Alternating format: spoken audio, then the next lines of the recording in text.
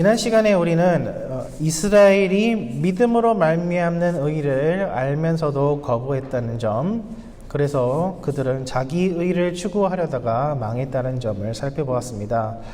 그러면 이어서 나오는 질문은 이스라엘이 정령 버림받았는지에 관한 것입니다. 여기에 대해서 사도 바울은 결단코 이스라엘이 버림받지 않았다라고 합니다. 그 근거로 우선 사도 바울 자신이 이스라엘 사람이요 베냐민 지파의 후손이라는 점을 듭니다. 그리고 이어서 엘리야의 이야기를 들어 하나님은 우리가 알지 못하는 비밀한 방법으로 이스라엘의 남은 자들을 보호하고 계심을 이야기합니다. 엘리야도 사도 바울과 같은 어두운 시대를 살아가고 있었습니다.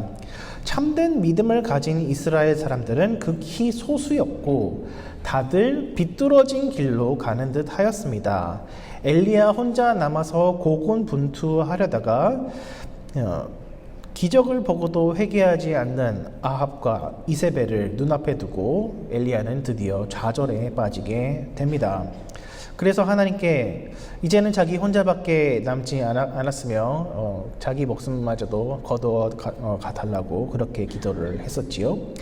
그때 하나님은 엘리야에게 말씀하기를 바알에게 무릎 꿇지 않는 7,000명을 남겨두셨다라고 합니다. 그리고 이렇게 남은 자를 남겨두심은 전적으로 하나님의 은혜요 행위로 말미암지 않는다라고 하십니다. 그렇지만 부인할 수 없는 사실은 엘리야 때나 사도 바울의 때나 믿는 유대인보다 믿지 않는 유대인의 수가 훨씬 더 많다라는 점입니다. 그리고 그 이유를 사도 바울은 하나님에게서 찾습니다. 다른 사람이 아니라 바로 하나님께서 이스라엘 사람들의 마음을 완고하게 하셨다라고 합니다. 그리고 하나님께서 이스라엘 사람들의 마음을 완고하게 하신 데는 다 이유가 있다라고 합니다. 유대인들은 실족하기는 하였지만 아주 엎드러지지는 않을 것이다 라고 하는데요. 하나님께서 의도적으로 유대인들을 완고하게 만드신 이유는 바로 이방인들이 구원을 받게 하기 위함이다 라고 합니다.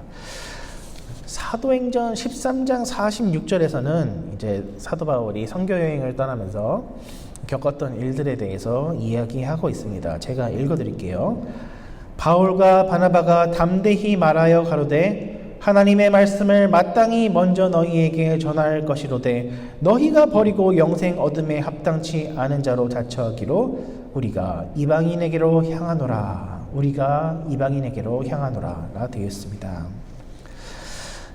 사도 바울과 그리고 다른 사도들은 이제 복음이 구약 말씀과 동떨어져 있는 것이 아니라 구약 성경 말씀의 성취라고 생각했기 때문에 그들은 당연히 선교 여행을 갈 때마다 유대인 디아스포라의 회당에 먼저 들려서 성경 말씀을 토대로 하여서 선교를 하였습니다. 복음을 전했습니다.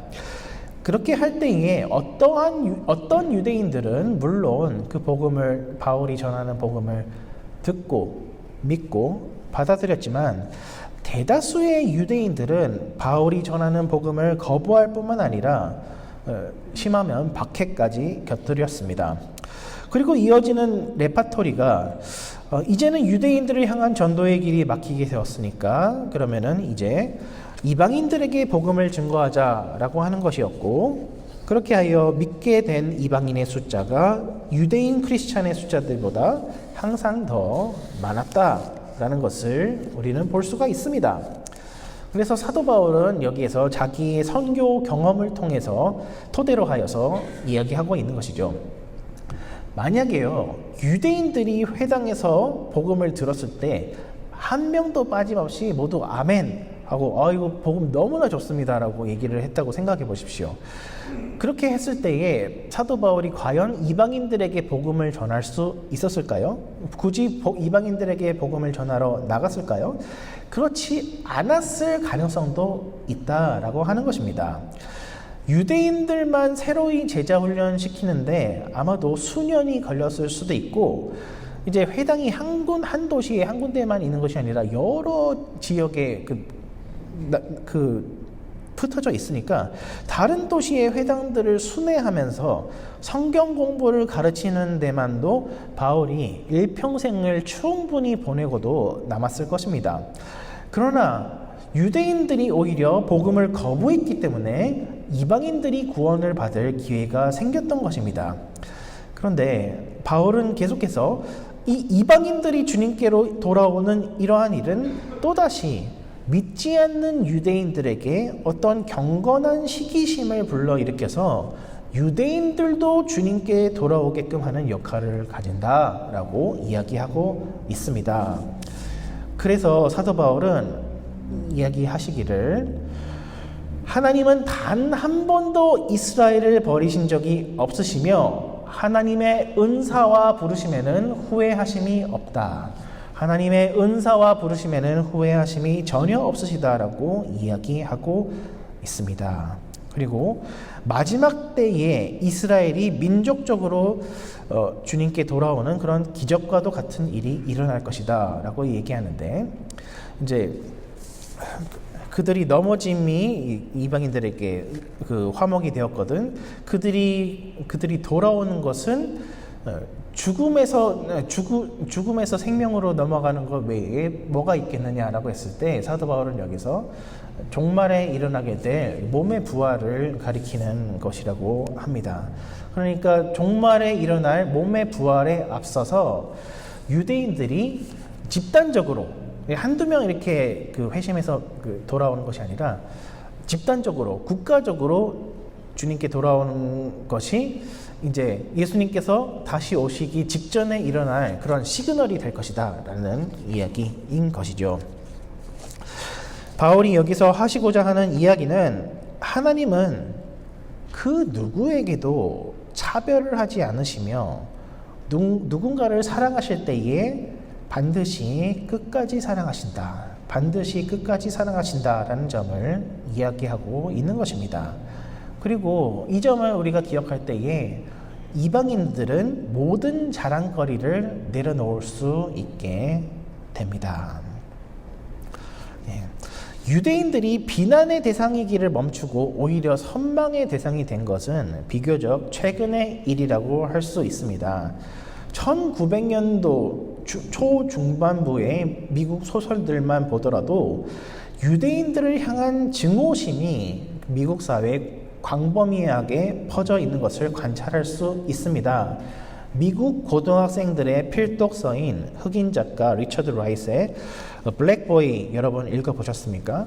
거기서 보면은 유대인들이 등장해요. 근데 유대인들이 흑인들과 백인들 모두에게 미움받는 존재로 묘사되어 있는데 그 이유가 바로 너네들은 예수님을 죽인 사람들이지 않느냐라고 하는 것입니다. 어떻게 예수님을 그렇게 죽일 수가 있어? 라는 그 이유로 유대인들이 미움받는다.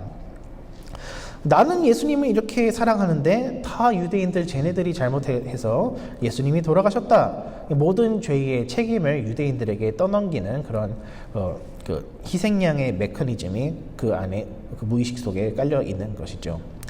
그러니까 독일 사람들만 유대인들을 괴롭혔던 것이 아니라 서양 역사 근 2000년간 서양 문명은 전반적으로 유대인들을 차별해 왔습니다. 그리고 이러한 차별 의식은 사실 오늘 본문인 로마서 11장을 제대로 이해하지 못해서 생긴 것이라 할 수 있습니다.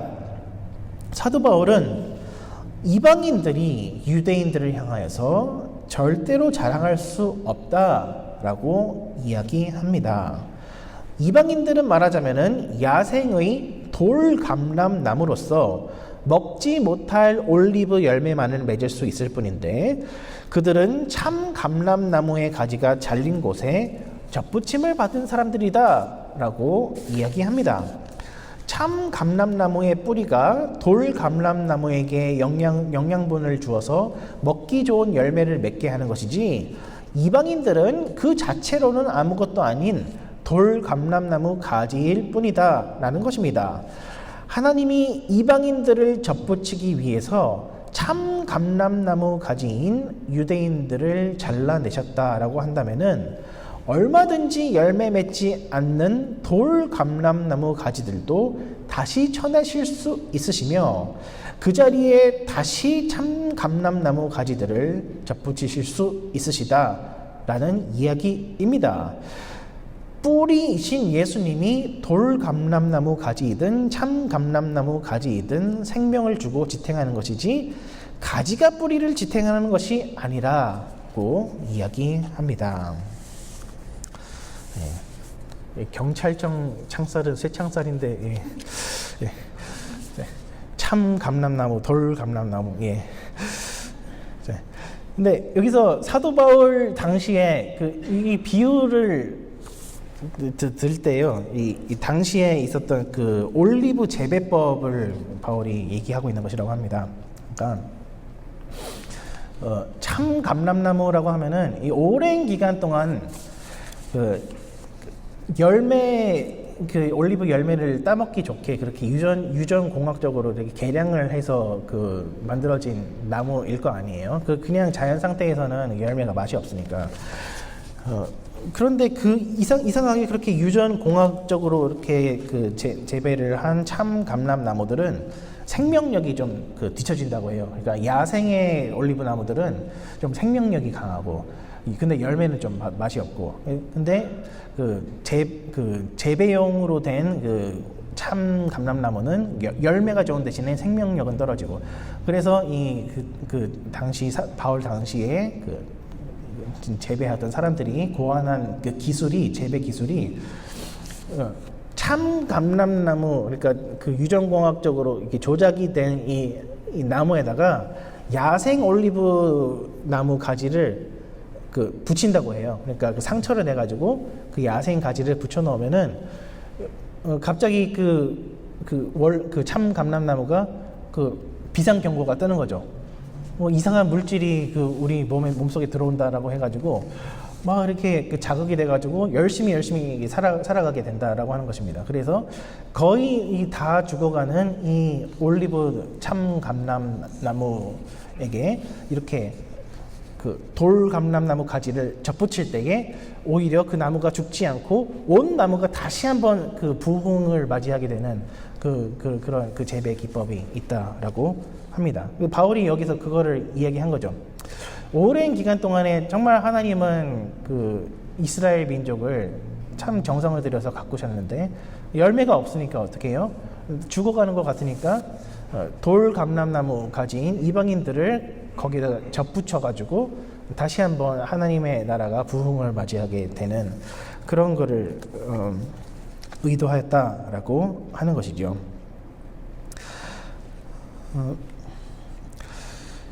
근데 어쨌든 참 감람나무이든 돌 감람나무이든 뿌리가 가지들을 지탱하는 것이지 가지가 뿌리를 지탱하는 것이 아니다라고 이야기합니다. 그러므로 돌 감람나무라고 할지라도 내 힘이 정말 내 약효가 정말 최고네라고 이렇게 자랑할 거리가 아니라 이 모든 것들을 다 주관하시는 하나님께 영광을 돌려야 된다.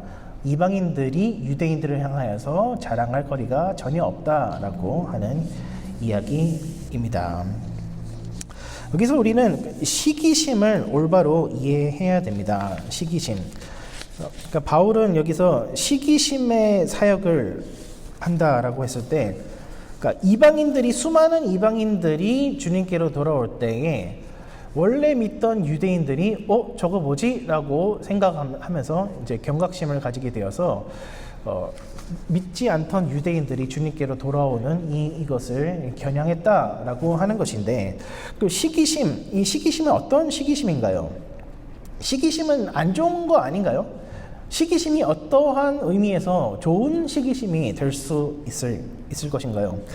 사도 바울이 여기서 말씀하는 시기심은 이제 레드 오션이 아니라 블루 오션으로 이해해야 됩니다.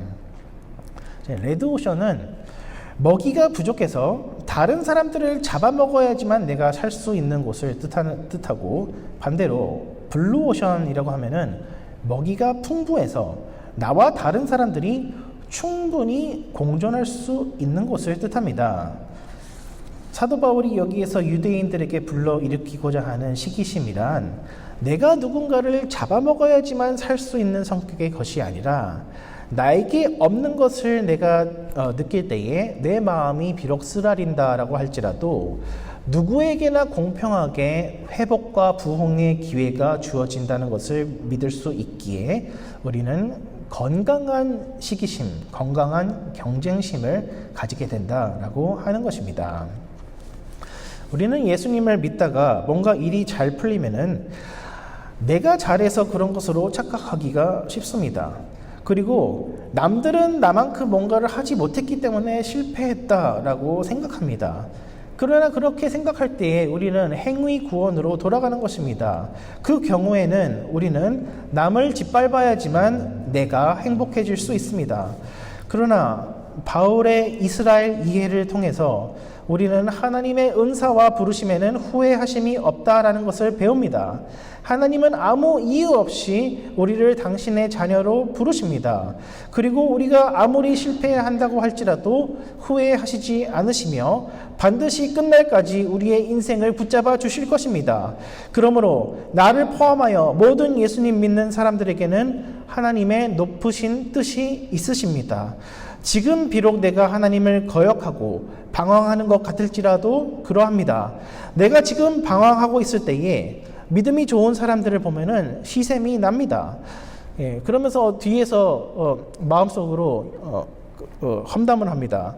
뭔가 저 사람도 집에 가서는 혹은 안 보이는 곳에서는 뭔가 좋지 않은 모습들이 있을 것이다 라고 마음속으로 바랍니다. 그러나 그들의 신앙이 진실하다는 것을 생활 속에서 우리가 계속해서 마주하게 될 때에 그때에 오히려 우리의 마음이 더더욱 쓰리게 됩니다. 그리고 이러한 신앙의 차이는 때때로 직분의 차이로 드러나기도 합니다.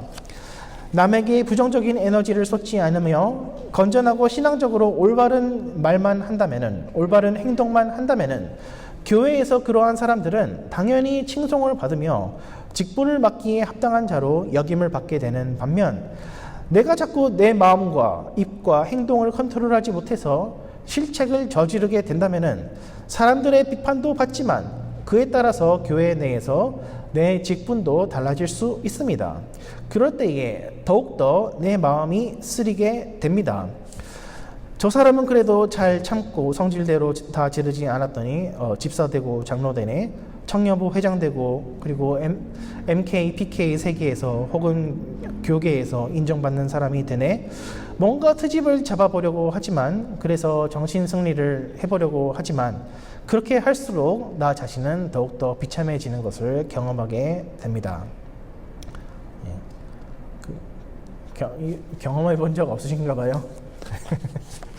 네. 다름이 아니라 저 자신의 이야기입니다. 저는 대학교 다닐 때 아주 큰 그 대형 교회를 다녔었는데 거기에는 청년부만 그 8개가 있었어요. 근데 여름에 연합 수련회를 하면은 그 찬양팀을 뽑아야 되잖아요. 그리고 찬양 인도자를 뽑아야 되잖아요. 근데 저는 항상 거기서 탈락을 하는 거예요. 이상하게 왜 나는 왜 안 뽑아줄까? 그런 의구심이 막 드는데, 근데 제가 제 행동을 보면은 이해가 되더라고요. 저는 제 하고 싶은 대로 막 얘기하고 막 살아가고 하니까 별로 신앙적으로 모범이 되지 않는데, 옆에 그 사람들을 보면은 그 다른 청년부 그 인도자들을 보면은 어쩌면 항상 말 한마디를 해도 참 은혜롭게 할까. 그리고 정말 그 인정이 되는데, 근데 그렇게 인정이 되니까 저 사람 안에는 진짜 신앙이 있어서 저렇게 인정받고 나한테는 신앙이 좀 모자라서 내가 인정을 받지 못하는구나 라고 하는 것을 볼 때에 그럴 때 마음이 굉장히 쓰리더라고요. 하나님은 그러면 나를 버리신 건가? 하나님은 왜 저 사람만 더 사랑하시고 나는 사랑하시지 않는 건가? 이런 그 생각이 들면서 더욱더 깊은 어둠의 골짜기 계속 이렇게 빠져 들어가게 되더라고요. 그러면서 더더욱 반항의 길로 이렇게. 네. 근데 그게 아니란 얘기죠. 시기심이 올바로 작동하기 위해서는 하나님이 어떤 분이신지를 우리가 잘 파악을 해야 됩니다. 그러니까 하나님은 잘하는 사람만 상 주고 못하는 사람에게는 벌 주신다. 이게 아니에요. 하나님은 은혜의 하나님이기 때문에 모든 사람에게 차별이 없이 대하시는 하나님이십니다. 그러니까 비록 지금은 저 사람이 높고 내가 낮은 자리를 걸어간다고 할지라도 처음 된 자 나중 되고 나중 된 자 처음 된다라는 것을 우리가 믿어야 돼요. 그리고 하나님은 높은 산을 깎아서 평준한 들판이 되게 하시고 작은 이제 그 언덕들은 또 채우셔가지고 높은 험준한 산이 되게 하신다. 그런 성경 말씀도 있잖아요.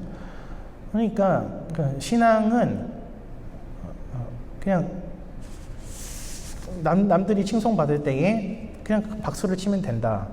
나도 같이 박수를 치면 된다라고 하는 것이고, 그렇게 남들이 칭송을 받을 때 내가 이렇게 박수를 치면 어떻게 돼요? 내 차례가 돌아오는 거예요. 걱정하지 마세요. 여러분 차례가 다 돌아오게 됩니다. 왜요? 하나님은 우리 모두를 차별 없이 사랑하시기 때문입니다. 그리고 그 차별 없이 사랑하신다는 그 증거가 바로 이스라엘에 있고 바로 사도 바울에게 있기 때문입니다. 유대인들이 어쩌면은 제일 이제 구원받을 자격이 없는 사람들이었습니다. 그리고 사도 바울도 마찬가지였습니다. 스데반을 죽인 게 누구예요? 바로 사도 바울이죠. 근데 아무리 구원받을 자격이 없는 정말 저 사람을 보면은 어떻게 저 사람이 구원받을 수 있어? 라는 생각이 든다고 할지라도 하나님은 그 사람을 들어서 사용하시고 사도 바울이 되게 하시고 주의 정말 그 일꾼으로 이렇게 세우신다라는 것을 오늘 말씀은 얘기하고 있습니다. 예정이라고 하는 것은 우리가 구원받은 예정만 확인할 수 있지 구원받지 않고 지옥 갈 것이라는 예정은 우리가 전혀 경험을 할 수 있는 성질의 것이 아닙니다. 신학적으로 그거는 존재하지가 않는 거예요. 그러니까 성령 하나님께서 우리 마음에 은혜를 주시면은 우리가 은혜를 느끼죠. 그리고 그 은혜를 느끼는 것 자체가 우리가 구원을 받았다라는 증거라고 합니다. 하나님께서 영원 전부터 우리를 선택하셨기 때문에 우리가 하나님의 말씀을 들을 때에 우리 마음에 감동이 있고 그것이 우리가 구원받은 혹은 우리가 택정함을 입은 근거다라고 우리가 구원의 확신을 이야기할 수 있는 근거다라고 얘기합니다. 너는 배우고 확신한 일에 거하라라고 할 때에 이제 구원의 확신이라고 하는 것이 이제 나쁜 것이다라고 하는 것이 아니라 이제 우리의 신앙생활에 굉장히 유익이 되는 것이다라고 하는 것이죠. 그런데 반면에 이제 예정론을 싫어하는 사람들을 보면요, 되게 하는 생각이, 나는 지옥 갈 것 같은데 하나님이 그거를 예정해 놓으셨단 말이야? 참 기분이 나쁘네? 이래서 예정론을 반대하는 거예요. 근데 가만히 듣고 보면은, 하나님이 어떻게 나를 그 지옥으로 보낼 예정을 할 수가 있어? 참 기분이 나쁘네? 이거예요. 예정론을 반대하는 이유가. 그런데 그 성경에서는 이제 지옥에 갈 사람들이 있다라는 것을 물론 얘기를 하고, 그리고 이 사람은 확실하게 지옥에 갈 것 같다라고 얘기하는 사람들이 간혹 있습니다. 가론 유다와 같은 이런 사람들은 이 사람은 거의 확실하게 지옥에 간다라고 한두 사람은 우리가 추정할 수는 있지만, 근데 심지어 아합 왕까지도 회개하니까 하나님이 그 기도를, 회개 기도를 들어주시고 용서해 주시잖아요. 그 아합 왕이 정말로 적그리스도와 같은 그런 인간인데, 그러니까 우리는 그 사람이 천국에 갔을지 지옥에 갔을지 100% 이렇게 확신해서 얘기하는 거는 어렵다라고 하는 것이고, 나아가서 구원의 확신은 있지만 유기의 확신, 버림받음의 확신, 이런 건 절대로 있을 수 없다. 나는 정말로 버림받아서 지옥 갈 것이 확실해요 라고 말하는 것은 거기에는 반드시 오류가 들어있다. 그것은 거짓된 판단이다 라고 하는 것입니다. 왜요? 사람이라면은 누구든지 이 땅에 살아가는 동안에는 예수 믿고 회개할 기회가 남아있기 때문입니다. 그러므로 나는 죽어서 지옥 갈 거야 라고 하는 그거는 반드시 거짓된 그러한 착각이고, 언제든지 주님께로 돌아올 그 길이 열려 있는 것입니다.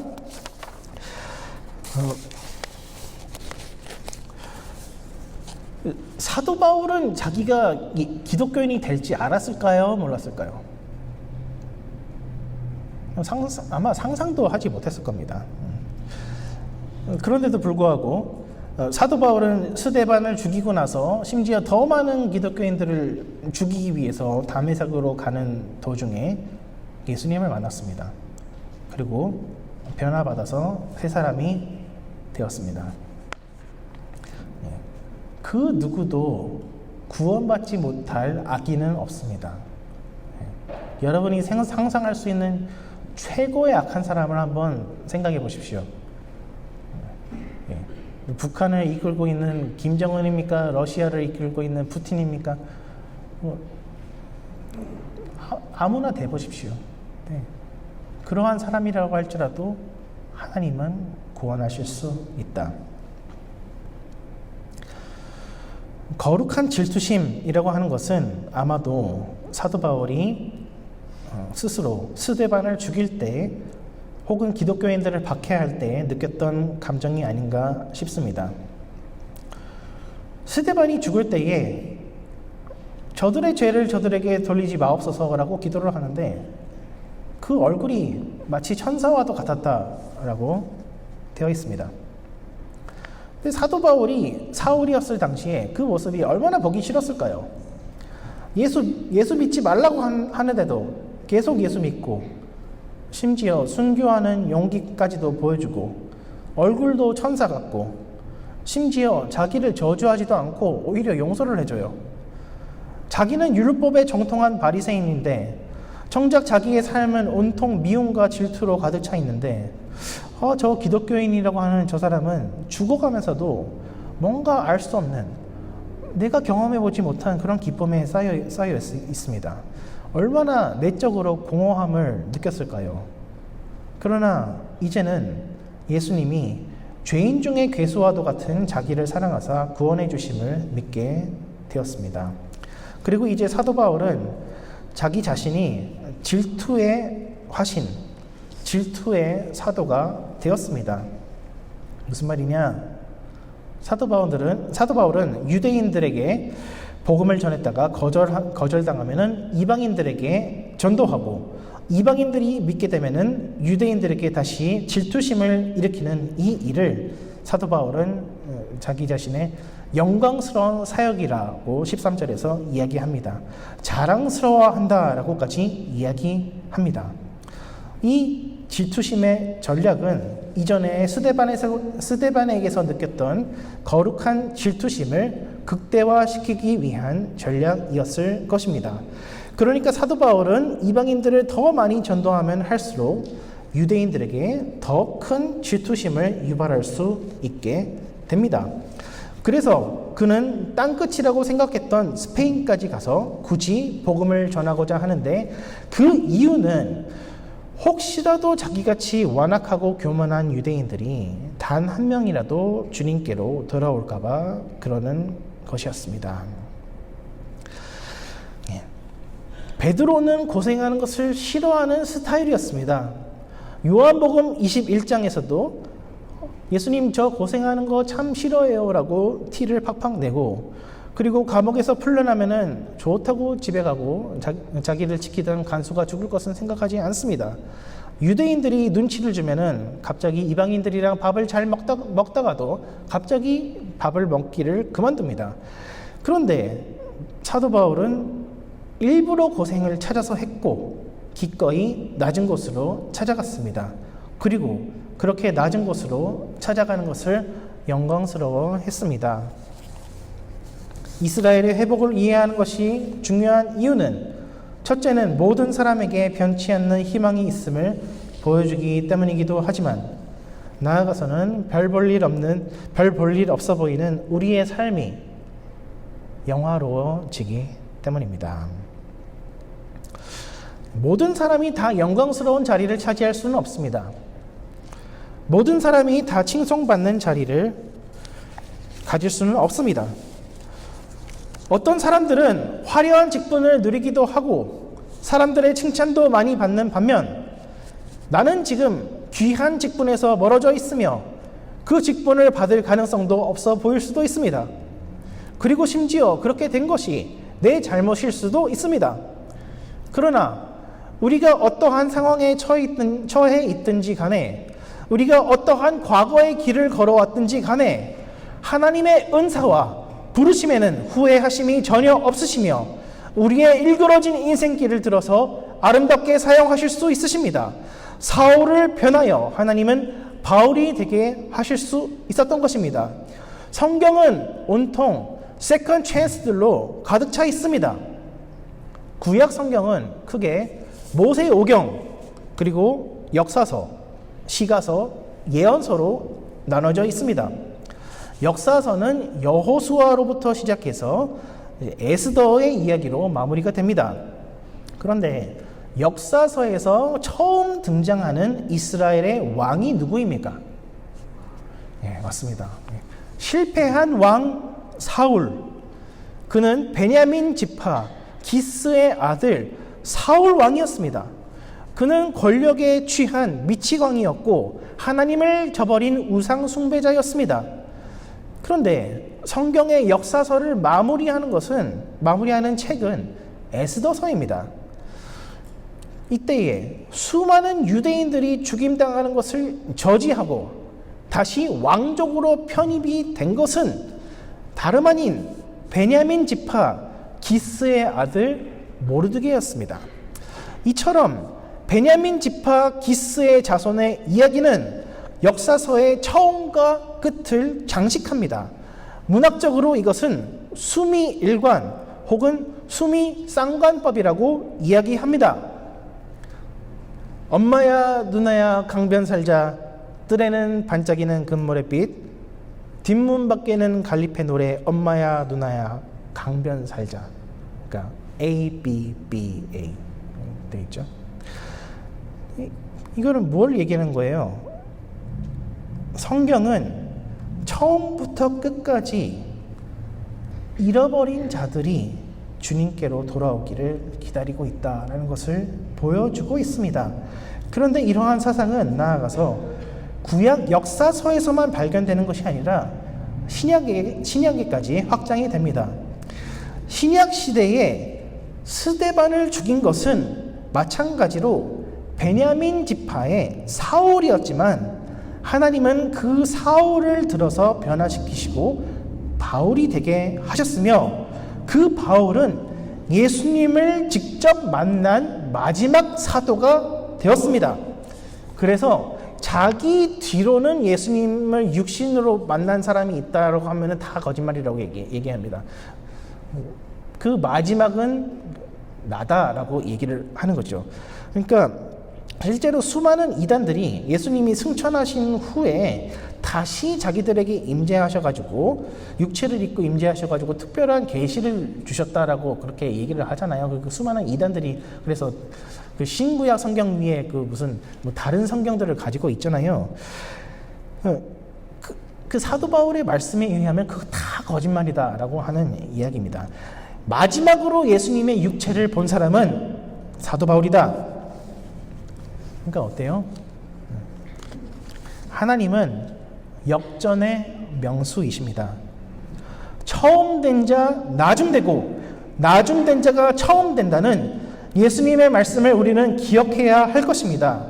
지금 오는 자들은 복이 있나니 너희가 웃을 것이요. 이 말씀에 우리가 위안을 받을 수 있는 것은 마치 우리가 우리의 의지의 노력을 통해서 열심을 내어서 뭔가를 이룩하면은 인생 역전의 기회가 우리에게 주어질 수도 있을 것이다 라는 막연한 기대감 때문에 기대감 때문이 아니라 유대인이나 이방인이나 모두 동일하게 사랑하시는 하나님의 은혜 때문입니다. 우리 모두는 하나님 앞에 자격 없는 죄인으로 하나님의 영광에 이르지 못했지만 예수 십자가 안에서 우리 모두에게 새로운 인생의 행복한 길이 열렸습니다. 하나님은 높아 보이는 산들은 낮추시고 낮아 보이는 언덕이라고 할지라도 높이시는 분이십니다. 예수 십자가 안에서 우리의 모든 시기심은 해소가 됩니다. 우리는 너무나도 자주 우리의 자존감이 사람들의 평가에 달려있다라고 생각합니다.